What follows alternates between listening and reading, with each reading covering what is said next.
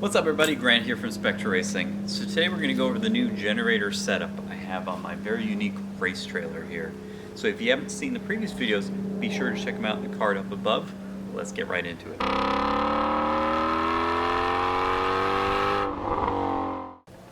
Alright, so the first thing you'll notice is we have two new Honda EU 2200i's. One of them is the companion and one of them is the master, or whatever you want to call it. Meaning one of them has the 30 amp plug for the RV plugged into it.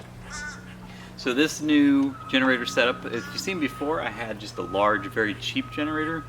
It was very noisy and it shook the trailer and you couldn't really sleep in it, so it wasn't really that great for boondocking. So went ahead and finally spent the money on these puppies. They were about $2,500 for both of them, and they are definitely worth it. They are very, very quiet. These new ones actually have Bluetooth on them, so you can actually monitor them while you're in the trailer, you know, see their load and everything.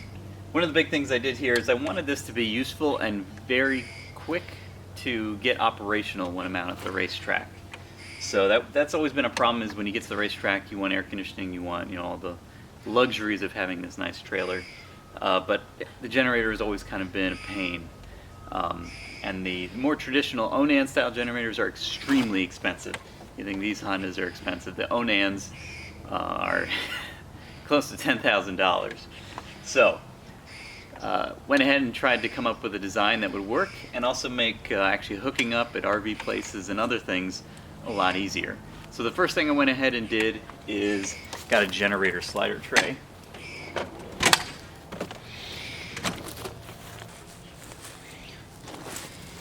So as you can see, this is a Moride generator slider tray. It's just big enough for two kind of inverter style generators or one of the larger inverter style generators.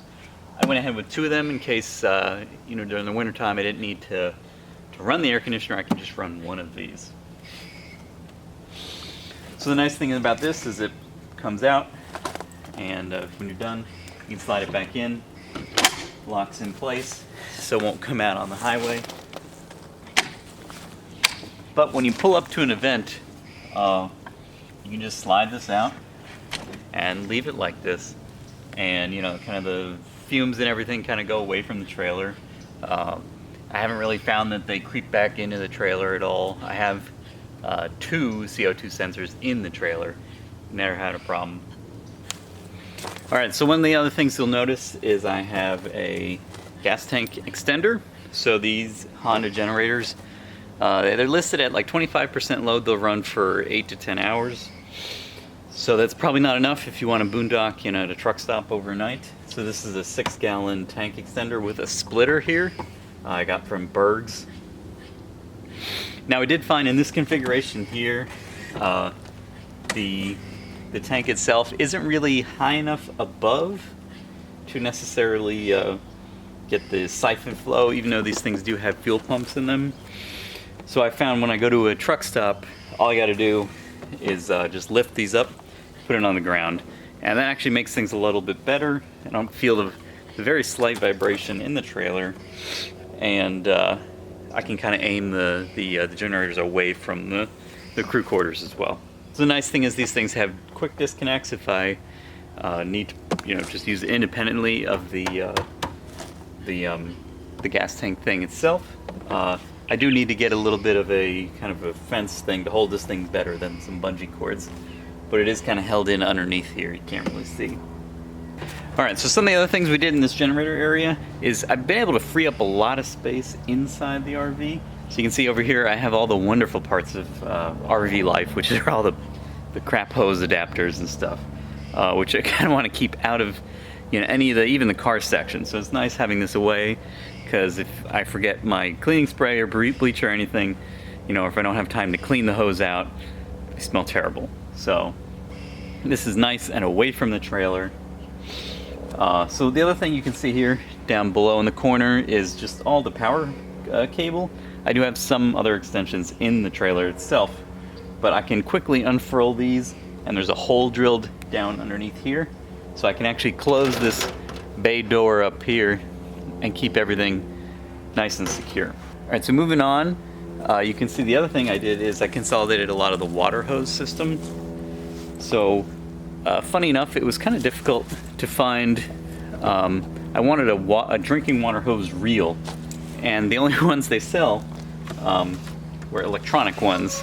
So this one, so you take this, you hook it up when you get to the RV spot, and there's another hole drilled down below there, so if for some reason I need to leave and want it secure, not that it would be really easy to break this lock I have here.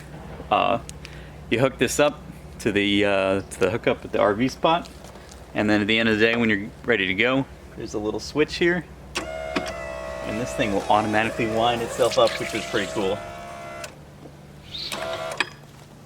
And you see I hooked it up I have some water filters there, because the water at RV places is sometimes pretty nasty. Fire extinguisher, and this up here is just to actually hook it up to the trailer itself. I use quick disconnects for everything, which is extremely useful. It's that way you're not struggling with screwing and unscrewing hoses, constantly to the trailer and wearing out the threads. So as far as, boondocking at places like a truck stop or something, when you need to take a rest from a long trip, it works great. These generators are super quiet. They'll run with the 6-gallon extender tank. They'll run, I've only done one test so far, but they ran 8 hours continuously from pulling into a truck stop at like 3 a.m. and then sleeping until about 10, having breakfast at a truck stop, and then getting back on the road. It's extremely nice because RV parks themselves have gotten pretty expensive, and using about $6 in gas, to stay at a rest stop. So that's it for this quick look at the new generator setup I have in the race trailer. Like I said, if you haven't seen the rest of the video on the rest of the race trailer, be sure to check that out. It's fairly unique, and I've spent a lot of time kind of improving upon the trailer itself and adding a lot of unique things. But that's it. Thanks for watching.